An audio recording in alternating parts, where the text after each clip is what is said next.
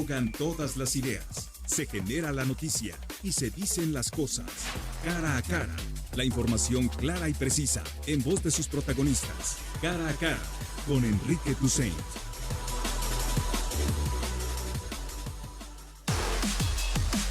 ¿Cuántos delitos se cometían al mes en promedio en cada año? 2016, 13,400, 2017, 13,883, 2018 la inercia iba más arriba, pero terminó en 13,677. ¿Y a cuántos delitos se cometieron en el mes de diciembre? 12,238, bastante más abajo que el promedio mensual de los últimos 3 años. 9:07 a.m. Escríbenos al 33 18 80 76 41. Es el WhatsApp para que participes con nosotros con la información que tienes hasta el momento. Luego la rueda de prensa matinal de López Obrador.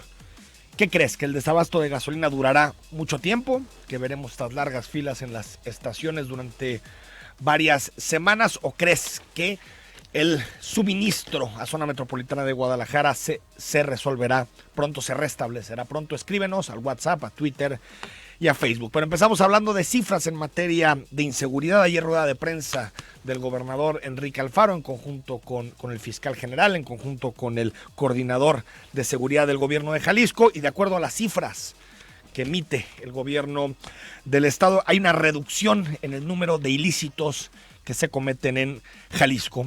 Profundizamos acerca de estas cifras con Macedonio Tamés, coordinador de seguridad del gobierno del estado.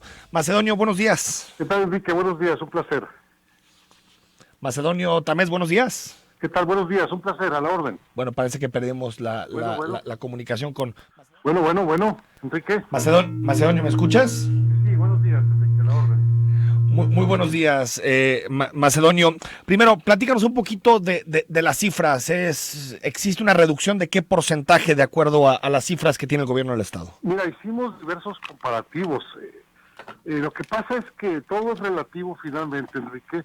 Comparamos con los 30 días anteriores a nuestros primeros 30 días, comparados con el mes de diciembre del año pasado, y recordando que las cifras varían según el mes. Diciembre es un mes particularmente delictivo, ¿no? Delictivo, ¿no? Sí. Por razón eso circula más dinero. Y en todas se observa una tendencia a la reducción en delitos patrimoniales. Varía el porcentaje según con quién te compares. Pero hay una palabra para describir el ejercicio que hicimos ayer que se llama contención. Contención. Venía a lo largo de 2018 una curva ascendente delictiva que en diciembre, en nuestros primeros días de gobierno, logramos por lo pronto contener. Y digo por lo pronto porque esperemos reducirla más adelante, estamos trabajando en eso. De tal manera que el mensaje de ayer fue contención en primer lugar, y en segundo lugar, acción, lo que estamos haciendo en todas las dependencias de seguridad, lo cual el gobernador explicó prolijamente. Coordinador, esto es comparando cifras de noviembre de este año contra diciembre. Así es, ahí debes tener tú en tu escritorio, me imagino. Sí, hay una reducción. No es significativo, pero es una reducción. En un mes como diciembre, donde habitualmente aumentan los delitos, lo vemos como algo digno de anunciar, complementando el anuncio que no es suficiente para nosotros y que estamos trabajando en ello. Y acto seguido mencionamos en qué estamos trabajando, ¿no? En todas las dependencias. Son el promedio mensual de ilícitos en 2018 fue de 13,677 ilícitos, y en los primeros 31 días de la gestión de Enrique Alfaro 12,238, ¿no? Esas son las cifras. Esa es la cifra fundamental y la que quisimos dar a conocer sin todavía anunciar una victoria, pero sí un logro inmediato en materia de contención. Así que eso nos permite ver que las políticas públicas de seguridad que estamos poniendo en práctica comienzan a funcionar, y hasta aquí llega mi comentario porque no quiero ser prematuramente optimista, ¿no? Sí. Ahora, coordinador, en ese mismo sentido, estas cifras, estos 12,000, 13,000, esta comparación ya es sobre las cifras reales, es decir, ya estas cifras no tienen que ver nada con el maquillaje de cifras de la administración anterior que ustedes informaron. Al tiempo que anunciamos la doble contabilidad que había en materia de índice delictivo en los años anteriores, ya hablo prácticamente de 2 sexenios, el compromiso es hablar con la verdad.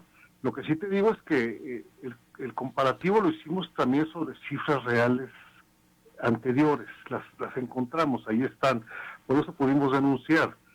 Ejemplo, ¿no? En el 2017 hubo 10,000 vehículos robados, sí. anunciaron ellos y fueron 15,000.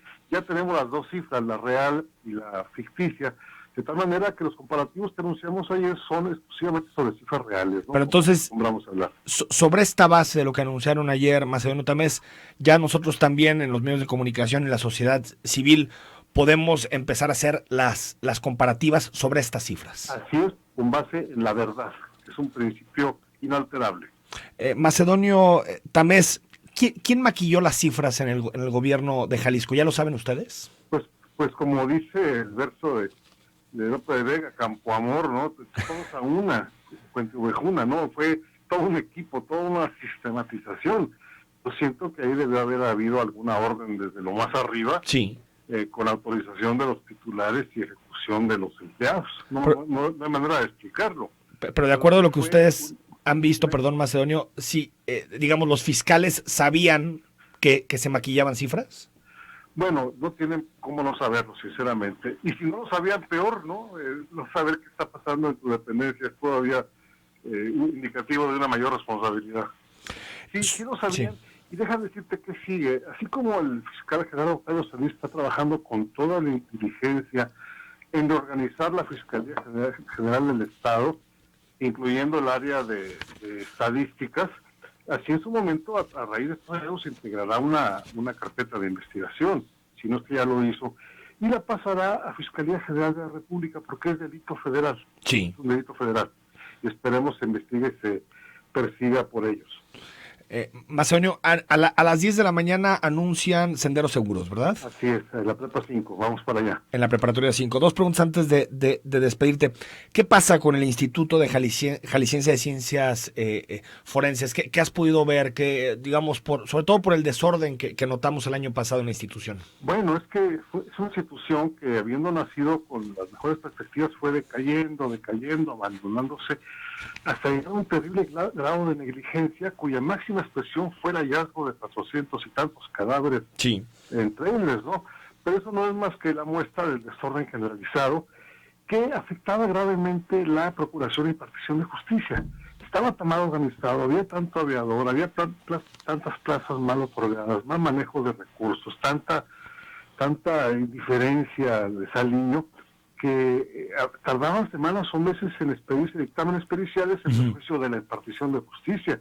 Y eso pues afectaba la seguridad en su totalidad en el estado de Jalisco, ¿no? Ya lo estamos arreglando, estamos depurando administrativamente, está ya prácticamente caminando como relojito, ¿no?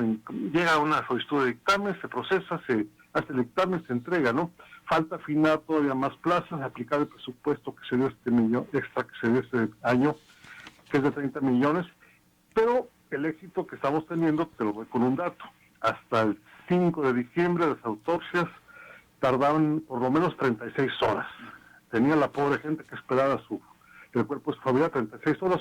Ahora llegamos a un razonable nivel de 6-8 horas para entregar un cadáver, lo cual habla de eficiencia, tanto para satisfacer la necesidad muy humana de los familiares, como para satisfacer la necesidad de justicia con un dictamen pericial de orden médico forense para saber las causas y circunstancias de la muerte. De 36 horas a 6 a 8 horas. A 6 a 8 horas, y todo fue organizando lo que tenemos. Mejores turnos, más peritos médicos forenses, más diligencia y una mejor actitud. Macedonio, sobre el tema de la Guardia Nacional, sabes que es una semana clave, todo parece indicar que ya no va a ser bajo el mando de la Sedena, sino más bien de la Secretaría de Seguridad Pública. Tú como especialista en seguridad, ¿estás satisfecho con estos movimientos? ¿Crees que sigue afectando el Pacto Federal, el proyecto de Guardia Nacional?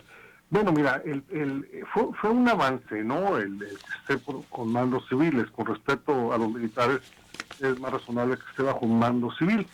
Entonces ahí nomás lanzo una pregunta al aire, pues ¿por qué no dejar la Policía Federal y modificarla y multiplicarla en vez de modificar la Constitución y hacer todo este desbarajuste político y legislativo? O sea, dices fortalecer a la Policía Federal en lugar de crear la Guardia Nacional. Existe, tiene atribuciones, hombre. Es más, te recuerdo que el origen de la Policía Federal fue cuando transformaron a la Policía Federal de Caminos en Policía Federal Preventiva del 99 con Cedillo. Y ahí se habilitaron infantes de marina, exitosamente, ¿no? Pues, ¿por qué no hacer lo mismo en vez de todo un proceso legislativo de orden constitucional? Pero en fin, ahí la dejo. Pero tu pregunta voy a contestarla. Hay que ver otros clausulados, otros artículos de la reforma, como uno que faculta al presidente de la República para involucrarse en la seguridad estatal. Ese no lo queremos nosotros, ¿eh? Entonces va a haber que leer con cuidado la letra chiquita, cosa que...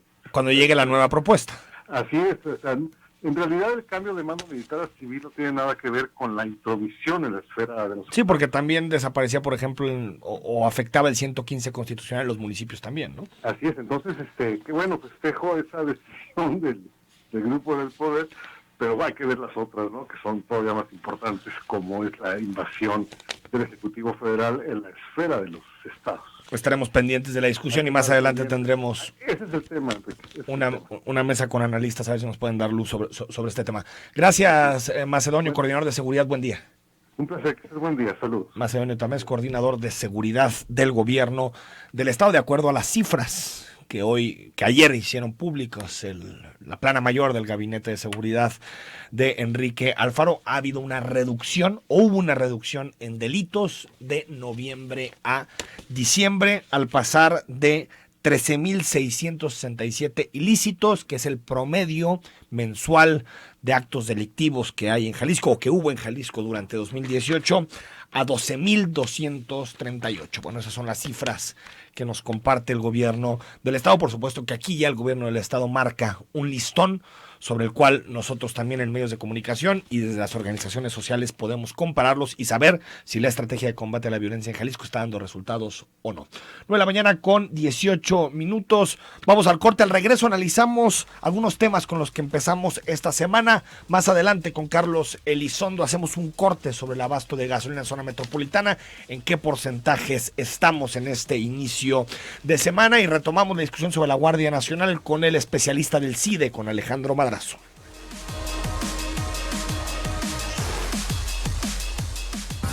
Estética.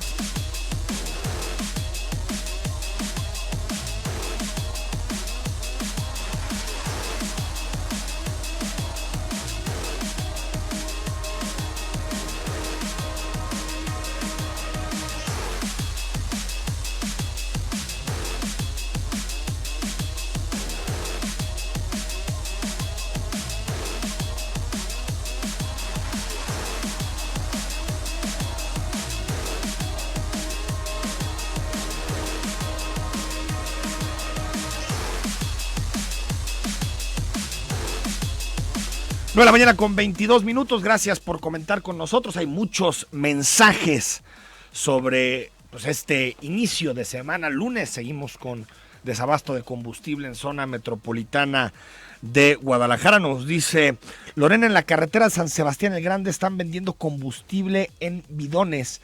Tengo entendido que está prohibido, o ya no. Pues sí, está prohibido. El problema es que no hay capacidad, Lorena, de supervisar cada una de las estaciones y que la autoridad de alguna forma pues concientice a los conductores. Es decir, no se puede prohibir por ley, pero es una solicitud que se hacen, sobre todo para que en temas de seguridad no tengamos demasiadas problemáticas y también se acelere o se agilice la entrega de combustible en algunas estaciones. Hay muchísimos mensajes, comentarios con relación al tema de la gasolina, también de las cifras en seguridad que hizo públicas el gobierno del estado, y ahorita les vamos a entrar y darle lectura a los comentarios y mensajes. El doctor Jorge Rocha es analista de este programa de Cara a Cara, profesor del ITESO y también especialista en encuestas y en estudios demoscópicos. Jorge, ¿cómo estás? Hola, Enrique, muy buenos días para ti y para todo tu público. Oye, te esperabas. 4 encuestas se han publicado sobre la estrategia de López Obrador en materia del combate al huachicoleo. Hoy publica El Financiero una que dice que el 89% respalda que el gobierno combata el robo de combustible, e incluso el 72% está de acuerdo con la estrategia que se está definiendo. ¿Tú te imaginabas este consenso, sobre todo cuando ya llevamos como 10 días con problemas de abasto? Fíjate que a mí no me disuena el tema, porque creo que estamos viendo un fenómeno, o se está volviendo a repetir este fenómeno, donde el círculo rojo, o lo que ahora le están llamando la comentocracia, va por un lado, analiza las cosas desde una perspectiva, pero donde el resto de la población prácticamente piensa otra cosa, ¿no? Creo que otra vez estamos viendo esta enorme disociación entre lo que podríamos llamar círculo verde y círculo rojo, y estamos viendo una, pues no una repetición, pero sí es un fenómeno muy similar al que pasó en las elecciones del 1 de julio del año pasado, donde la mayoría de la gente tenía una opinión al respecto, que eso tú más bien lo podías valorar en la calle, platicando con la gente de base, cuando ibas a la tiendita, cuando platicabas con los policías, con los taxistas, digamos en el barrio, que es donde puedes más o menos ir midiendo esta estrategia. Y por otro lado, te digo, este círculo rojo, esta comentocracia, que piensa que suceden unas cosas que en realidad no están pasando. Y las 4 encuestas que que yo he visto, todas coinciden en que efectivamente la gente sí, creo que hay tres cosas importantes. La primera es que coinciden que el objetivo de la estrategia es fundamental y que hay que apoyar al presidente en ese sentido, ¿no? La segunda tiene que ver con esta posición de la gente de decir, vamos a colaborar y nos vamos a aguantar y vamos a hacer filas. Sí, sacrificios, ¿no? Es decir, nos vamos a sacrificar porque entendemos que es un problema muy grave, ¿no? Porque creo que eso es interesante. Las encuestas parece que nos dicen que la gente sabe que este es un asunto muy muy grave, y también efectivamente la gente sí coincide en que están de acuerdo con el objetivo, están de acuerdo con el sacrificio, incluso muchos están de acuerdo con la estrategia como señalabas, pero creo que donde sí hay, digamos, un poco de más división es en el tema de la información, ¿no? Sí. Es decir, ahí sí se ha sido muy errada, bueno, ¿no? Sí, sería bueno que nos dijeran un poquito más a cómo va el asunto, resultados, cuánta gente se detiene y además cuánto tiempo va a durar esta situación de desabasto, ¿no? Es que aquí el asunto, Jorge, que también hay muchas fake news, ¿no? El fin de semana, y bueno, desde el jueves, incluso la semana pasada estuvo, compartiéndose a través de redes sociales una nota en donde se aseguraba que el problema del desabasto era que México había decidido importar menos. No importación, exacto. Cosa que no es cierto, más bien lo que está sucediendo es que pues las centrales de abastecimiento están totalmente llenas, porque pues no se puede sacar con pipas el combustible a la misma velocidad que se saca con ductos, y por lo tanto los buques están esperando a poder, sobre todo en el Golfo, desembarcar parte de los productos. Creo que también esto es responsabilidad del gobierno federal, que al dejar vacíos de información, preguntas sin responder, pues es natural que de pronto se empiecen a llegar con especulaciones de todo tipo, ¿no? Sí, lo que pasa es que cuando tú no informas claramente lo que está pasando, pues eso da, digamos, se abre el espacio para el rumor, para la especulación, y por supuesto, sí, también creo que hay un grupo de personas que a toda costa, o un grupo o sectores políticos que a toda costa quieren que la estrategia del observador se desbarranque. Sí, también hay que decirlo con toda claridad. O sea, el problema que a mí me parece un poco irresponsable de parte de la clase política es tratar de generar raja político-electoral de este asunto, cosa que a mí me parece de una mezquindad tremenda. Sí, ¿no? Aunque te voy a decir una cosa, si lo hubiera hecho algún otro presidente, tal vez López Obrador también hubiera buscado sacar raja política de esto. Seguramente. O sea, es que ante una crisis de este tipo, pues es... creo que es mezquino, coincido contigo, pero sí claro. Es bastante natural en la política. No, es que lo que pasa es que yo creo que la clase política de este país no alcanza a entender que hay temas donde hay que cerrar filas. Temas de Estado, ¿no? Como el combate a la corrupción. Exacto, que no necesariamente implica no criticar la estrategia, ¿eh? Es decir, cerrar filas no significa quedarte callado. Sí, pero sí ser responsable con tus declaraciones, exacto, ¿no? Ser responsable, criticar y colaborar al mismo tiempo, que creo que es un asunto que cabe perfectamente. Es decir, creo que algunos gobernadores, y en ese sentido sí tengo que alabar lo que ha hecho el gobernador de Guanajuato, ¿no? Sí. Diego Sinoé, donde efectivamente asumen, o sea, critican la estrategia, pero están poniendo completamente su parte. Yo estuve el fin de semana en la ciudad de León y en todas las gasolineras que vi, había fuerza pública para ordenar el tema de del abastecimiento de combustible. Que ese es otro. A ver, yo creo, Jorge, que estaba pensando el fin de semana, ¿existe algún tema que genere más dividendos, que termine en manos del crimen organizado? Es decir, algo más corrupto que el robo de gasolina en este país, por las cifras me refiero. No, yo creo que es el acto de corrupción amparado y defendido y protegido desde el Estado más fuerte que hay. Sí, no creo que haya ningún otro que genere más divisas, ¿no? Sí, yo creo que y sobre todo de manera sistemática. Exacto, que es un asunto que fluye todos los días, ¿no? Exactamente, fluye todos los días, porque igual en obra pública efectivamente ha sucedido también graves casos de corrupción, pero ahí es, digamos, en cada obra que no son todos los días. Sí. Sin embargo, en el caso de Huachicoleo, pues lo que estamos viendo con la poca información que fluye es que es un tema de todos los días, cosa que era un sangrado, digamos, del erario público enorme. Estaba leyendo el fin de semana el libro se me fue el nombre, disculpa. De Lidia Pérez. Exactamente, del Cártel Negro. Ajá. Y, sacando cifras mentales, son más o menos como 8 millones de pesos por hora.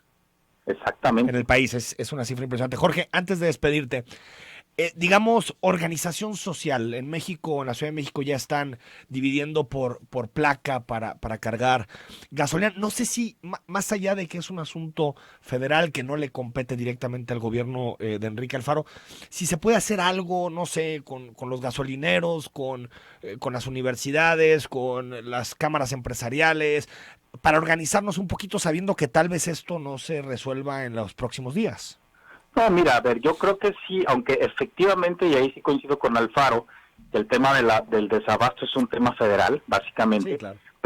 pero por supuesto que hay cosas que sí puede hacer el gobierno del Estado. Una es, por ejemplo, el tema de la afectación en las gasolineras donde hay largas filas, es decir, hay un tema de organización donde por supuesto que el gobierno del Estado puede colaborar. Otra es tener información en tiempo real de dónde hay gasolina, ¿eh? Sí, con eso se facilita mucho, ¿eh? Con eso ya... Eso lo estamos haciendo los medios, básicamente. Exacto, sí, pero es decir que la gente sepa dónde hay y además si eso se complementara con esa estrategia que ya dijiste de llenar por placas y números, que por cierto esa iniciativa empezó en Michoacán. Sí, exacto. Sí. Mucho peor todavía. Si se combinan esas estrategias creo que lo podemos hacer mucho mejor. Y eso, poder generar información fluida. Y aplicaciones con rides, las empresas que puedan hacer trabajo desde casa, pues, ¿no? O sea, claro, una serie de estrategias que nos permitan pasar este momento de una forma menos, con menos ansiedad social, digamos.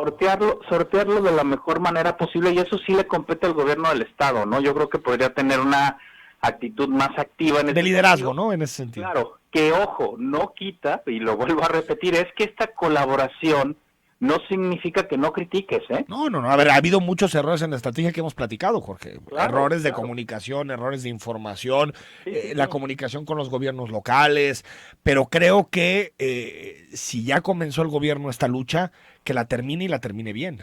Claro, no, yo creo que esa es una parte, te digo, importante, y también hay que señalar que incluso no hay información completa en términos del gobierno del Estado. Por ejemplo, hay municipios que no tienen desabasto, ¿eh? O sea, en Jalisco, no es todo Jalisco. Sí.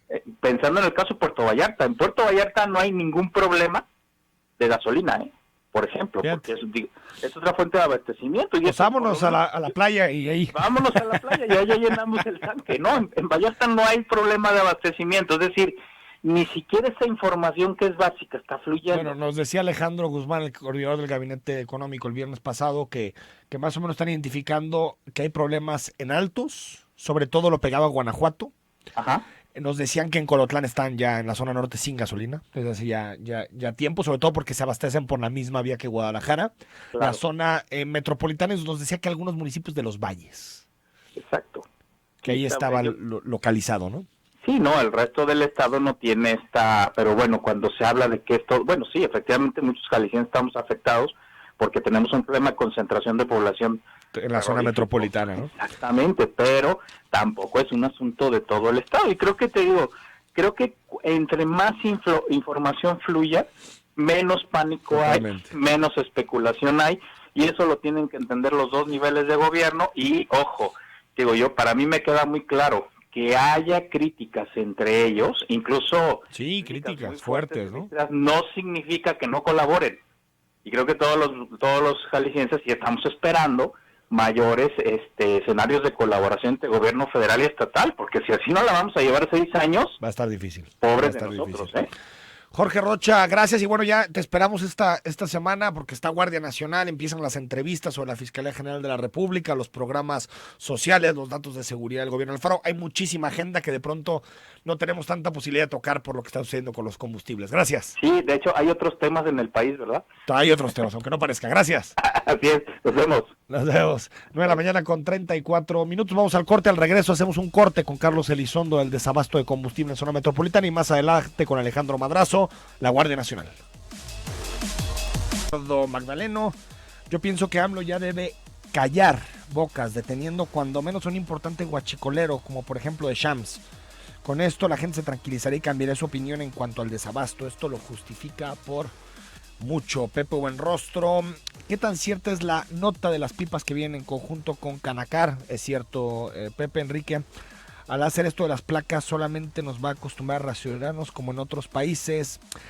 Nos dice José Buenrostro, a ver, yo no lo digo como una medida permanente, Pepe, sino como una medida emergente en este momento. Creo que es mucho más racional hacer eso que estar todos buscando estaciones de gasolina, simplemente saber, bueno, el martes me toca mi placa y voy y cargo gasolina. A ver, no creo que tengamos que llegar al extremo de pensar que esto es el inicio de que se reaccione después medicinas, alimentos. Eso me parece que es más una estrategia de pronto de miedo que existe, y que no creo que tenga sustento en la realidad. Pero si sabemos que esto puede durar algunas semanas, me parece que organizarnos es mucho mejor que otro tipo de medidas, y en eso sí los gobiernos podrían tener un liderazgo importante. Y sí, cierto lo de las pipas, se incrementan el número de pipas que vienen para zona metropolitana de Guadalajara. Enrique Ayar, bueno, Enrique, me parece importante comentar cuál es el costo por día de mantener los buques cargados con combustible de importación esperando a su descarga. Excelente programa. Sí, es una buena nota. No sé si tenga que ver con un costo que asume el gobierno de México, si tiene que ver con un acuerdo que tienen con los exportadores de los Estados Unidos. Es un buen tema y ahorita lo discutimos. Tengo a Carlos Elizondo, que es líder empresario en temas de gasolina y está ya con nosotros en la vía telefónica. Carlos, ¿cómo estás? Buenos días, Enrique, ¿cómo has estado? Saludos a tu auditorio. Oye, gracias por recibirnos esta llamada para hacernos un corte. ¿Cómo amanece el asunto del abasto de gasolina en zona metropolitana este lunes? Se ha recrudecido un poco de cómo estaba. Todavía el día de ayer fue un poco más grave todavía. Y por la mañana no se ha resuelto. Sigue muy parecido al día de ayer. ¿Qué qué porcentaje de abasto? Más o menos creemos que hay un desabasto casi del 70%. Solo el sur de la metrópoli tiene combustible. Hacia arriba ya casi no hay. Y bueno, pues la promesa y todo lo que se está moviendo para solucionar, pues es que esta semana termine este asunto con un 60-70% de abasto. Sin embargo, personalmente creo que no es posible, no por falta de pipas, sino simplemente la lógica de no poder descargar tantas pipas y volverlas a cargar en corto tiempo. O sea, el tiempo no da. La verdad es que físicamente no es posible. Realmente se requiere del poliducto. No hay otra manera en la que se pueda resolver el tema. O sea, esta acción anunciada por Canacar y, digamos, reforzar la circulación de pipas resguardadas por la Policía Federal, incrementar el número, no va a resolver el problema de fondo. No, realmente no. Es simple lógica, ¿no? Pueden llegar muchísimas pipas y estar descargando, pero solo pueden descargar un número de pipas al mismo tiempo, no hay forma de descargar más. Y pues esto lleva un tiempo por pipa, y pues puedes tener muchísimas pipas, pero no pueden descargarla. Y en el tema de cargar las pipas de Pemex para llevarlas a las estaciones de servicio, eso es un poquito más eficiente. Pero aún así también no da para para hacerlo más rápido de lo que normalmente. Entonces, en el mejor de los escenarios llegaríamos al fin de semana con un 40-50%, no yo más que eso. Yo calculo que con todo el apoyo que está dando la Canacar, creo que solo podrían llegar a eso, incluso aunque aumentaran muchísimo las pipas, no se puede. Algunas personas dicen, bueno, pues que ya las pipas lleguen directo a las estaciones de servicio. Yo, sinceramente, como gasolinero, te podría decir que, pues que fantástico, ¿no? Pero ya abro, etcétera, etcétera. Pero no garantiza un correcto cobro. Podríamos estar entrando a otra falla que pudiera ser mayor al final. Y no hay condiciones, incluso, ese es otro tema importante, de que una pipa normal que viene transportando el combustible desde los puertos o desde las refinerías y que viene a la terminal de almacenamiento, no tiene la capacidad de entregar en las estaciones, no tiene el equipo, o sea, no tiene digamos, las mangueras para conectar a tu tanque. Entonces se tendrían que habilitar muchos implementos ahí que pudieran incluso ser riesgosos. Y Carlos, sobre el ducto, sobre el poliducto no tenemos noticias, es decir, no parece que se vaya a reabrir pronto. Fíjate que el poliducto, lamentablemente, cerrado, ha tenido muchísimas más fisuras. Yo en lo personal creo que esto ya es un tema que le podríamos llamar ya de sabotaje. Sí. Entonces, en virtud de eso, cada vez que se ha tratado de abrir el poliducto otra vez para solucionar este problema, vemos que hay muchísimas fugas más que cuando se cerró y que se cerró por ese tema, ¿no? Pero entonces para que se abra está difícil, o sea, no lo ves a corto plazo. La verdad no veo a corto plazo eso por una razón. Sinceramente, si me preguntaras, creo que es muy importante que sigan cuidando las pipas la Policía Federal, el Ejército, pero han descuidado el poliducto. Es decir, ahorita tal vez lo más que más deberíamos de estar resguardando es el poliducto para poderlo echar a andar, porque el poliducto solito podría abastecer todo, sin pipas y sin nada. Nunca se ha hecho así. ¿Por qué? Pues precisamente por el tema del robo al poliducto. Pero el poliducto se echa a andar normalmente de 8 a 12 veces al día y llena las terminales de almacenamiento al 60%. Sí. Si tú echas a andar el poliducto como debería de estar funcionando, alrededor de unas 18 veces al día, los tanques se llenarían sin necesidad de estos transportes que le llaman de ruedas, ¿no? Sí. Sin embargo, te digo, cada vez que ahora se ha querido echar a andar el poliducto en muchísimas zonas... Es un queso gruyere, ¿no? Vemos las escenas que seguramente muchos ya han visto. Estaba en México, ¿no? Ríos de gasolina, etcétera, que no existían, pero ahora sí. Y la verdad, insisto, creo que esto es un trabajo de sabotaje más que de robo como tal. O sea, ya los grupos criminales... Sí, lo que quieren es colapsar la estrategia, ¿no? Estén donde estén, exactamente... ya han ido a romper el tubo, a lastimar el tubo, y sin la intención de robar, porque no hay combustible, ¿no? Te tengo que despedir, Carlos, en 20, 30 segundos. ¿No es posible de organizarnos mejor? Es decir, alguna estrategia incluso de colaboración ciudadana con gobiernos, con autoridades, para que este periodo sea, digamos, menos difícil. Yo creo que se puede hacer, pero lo principal es que creo que todos los ciudadanos, en la medida en la que pudiéramos, deberíamos de avisar de algún ataque al poliducto para poderlo echar a andar antes, ya pronto, ¿no? Esa sería la solución de fondo. Eso es lo que yo creo, de fondo a corto plazo. Carlos Elizondo, gracias. Buen día. A tus órdenes, Enrique. Un saludo a todos. Ahí está el reporte. Pues sí, 70% de desabasto hoy en zona metropolitana de Guadalajara. Vamos al corte y hablamos sobre la Guardia Nacional.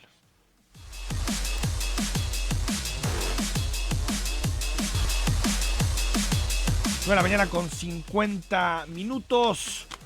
El fin de semana se anunció, lo anunció Alfonso Durazo, secretario de Seguridad y Protección Ciudadana, que la Guardia Nacional tendrá un mando civil y no militar, es decir, no estará este artículo transitorio en la que en 5 años tenía que pasar la Guardia Nacional de la Sedena, la Secretaría de la Defensa Nacional, a la Secretaría de Seguridad pública. Lo anunció este fin de semana y tenemos en la línea telefónica ahorita estamos contactando a Alejandro Madrazo, que es académico del CIDE, para platicar precisamente sobre este tema relacionado con la Guardia Nacional. Algunos comentarios del público. Gracias a Carla. ¿Podrías informarme qué gasolineras cuentan con gasolina? Por favor, ahorita lo vamos a hacer a través de nuestros espacios. Federico, pueden buscar el teléfono para grupos buscando gasolina. Nos dicen que la mayoría están llenos ya los WhatsApps que informan sobre dónde existen gasolineras con abasto en zona metropolitana de Guadalajara, pero en cuanto tengamos información, con muchísimo gusto se las trasladamos. Alejandro Madrazo es académico del CIDE y nos recibe esta comunicación. Alejandro, muy buenos días. Buenos días, Enrique, a ti y a tu auditorio. Oye, ¿cómo viste este anuncio de Alfonso Durazo, que la Guardia Nacional tendrá mando civil y no militar? ¿Te parece un avance en esta discusión? Pues mira, el de Alfonso Durazo me pareció muy equívoco y la verdad es que no sé cómo reaccionar porque así como dijo una cosa, dijo la otra. Uh-huh. El de Mario Delgado, que fue mucho más claro y mucho más sencillo, ese me dio mucho gusto porque en efecto habla de mando civil. Déjate explico. Lo primero que ocurrió es que Mario Delgado mandó un tuit diciendo mando civil, el presidente López Obrador respetuosamente solicita al Congreso que se haga mando civil. Hasta ahí todo bien. Eso no resuelve todos los problemas de la iniciativa, pero sí quizá el principal, que es un mando militar, o sea, hacer de la Guardia Nacional simplemente una extensión del ejército. El problema es que minutos después de ese tuit de Mario Delgado, sí, el secretario Durazo salió, en los propios foros, compareció y habló ya no de mando civil, habló de adscripción civil y después habló de mando mixto. Y lo que explicó, o lo que explicaron ahí entre él y los secretarios de la Defensa y la Marina, es que la adscripción sería la Secretaría de Seguridad, pero que el presupuesto, el entrenamiento y, eso es muy importante, el poder disciplinario estarían adentro del Ejército, adentro de la Secretaría de la Defensa Nacional. Si ese es el caso, entonces eso de mando civil son nada más palabras huecas. Es atole con el dedo y es una vez más estar jugando con las etiquetas. Porque tú no puedes tener mando si no tienes poder disciplinario y si no tienes presupuesto. O sea, si la Secretaría de Seguridad Pública se queda nominalmente en la ley diciendo que la Guardia Nacional está dentro de la Secretaría de Seguridad Pública, pero la Secretaría de la Defensa es la que ejerce el presupuesto y la que ejerce el poder disciplinario, pues los chicharrones que van a tomar son los chicharrones del ejército. O sea, sería el membrete de la Secretaría de Seguridad, pero en realidad toda la operación la llevarían los militares. Exacto. Entonces, si eso es lo que hacen, pues es una vez más atole con el dedo y es exactamente lo que hicieron los priistas diciendo que nos estaban pasando una ley de seguridad interior con realidad de la seguridad pública, es lo que hicieron los panistas cuando militarizaron y dijeron que era solo transitorio y una emergencia y que pronto retirarían al ejército de las calles. O sea, se estarían exhibiendo como uno más de la clase política sin mayores distinciones. O sea, en cambio, siguen lo que dijo con claridad, sencillez, pero para mí es muy claro, mando civil, que dijo Mario Delgado, entonces sí estamos hablando de un avance sustantivo, porque ya no sería la militarización de la seguridad pública, sino el inicio de la desmilitarización de la seguridad pública, y esa es toda la diferencia. Es decir, que la Secretaría de Seguridad Pública no solo encabezara a la Guardia Nacional en términos nominativos, sino que también Alejandro Madrazo le tocara la capacitación, el reclutamiento y todos los procesos. Así es, el poder disciplinario y el presupuesto. Alejandro Madrazo, sobre el tema del pacto federal y algunas intromisiones que tenía la iniciativa, ¿ha habido algún anuncio de cambio o sigue la misma propuesta? Ninguna, hasta ahorita no hay ningún anuncio de cambio. Lo que está ahorita sobre la mesa es el artículo 7º transitorio, que crea un Consejo de Seguridad Interior, que por su nombre parece que estaría dentro del Ejército, que tiene la facultad de evaluar, ordenarles medidas que tomar y, en caso de no cumplirlas, retirar participaciones federales a las policías estatales y municipales. O sea, a través del 7º transitorio se estaría también centralizando y militarizando a las policías estatales y municipales, o por lo menos abre esa puerta, ese 7º transitorio. Y eso es muy delicado porque francamente todavía hay muchas ciudades en las que sí funciona el aparato de seguridad pública, que sí ha sabido enfrentar la crisis de seguridad que ha habido el resto del país, y esos casos desaparecerían. Y estoy hablando de casos no menores, o sea, no estoy hablando de un pueblito y una ranchería ahí en Campeche, no, te estoy hablando de ciudades como Ciudad Nezahualcóyotl, con los millones de habitantes con los que cuenta, como capitales como Chihuahua, como Mérida, o Morelia, y incluso estados enteros como Yucatán o como Aguascalientes, que han mantenido bastantes buenos niveles de seguridad pública a lo largo de los años. Entonces, todos esos esfuerzos exitosos locales estarían en riesgo si se aprueba este séptimo transitorio. Y sobre el séptimo transitorio sí no hemos escuchado nada, y eso es parte del problema. Es muy delicado que el gobierno haga una declaración de esa naturaleza así de importante, y que estemos a 2 días de que empiece el periodo extraordinario, pero todavía no conozcamos la propuesta concreta de redacción que pretenden aprobar. Es decir, opacidad, ¿no? ¿Perdón? Opacidad. Claro, opacidad. Porque una cosa es lo que dice Mario Delgado, otra cosa es lo que dice el secretario de Seguridad Pública, pero hasta no conocer la iniciativa no podremos saber si están dando un paso hacia la desmilitarización o hacia militarizar más. Papelito habla. El papel que ahorita es público y que ahorita está listado para discutirse pasado mañana es el dictamen, y el dictamen es catastrófico y militariza terriblemente al país. Pues clarísimo. Ojalá conozcamos pronto un dictamen alternativo, un dictamen distinto.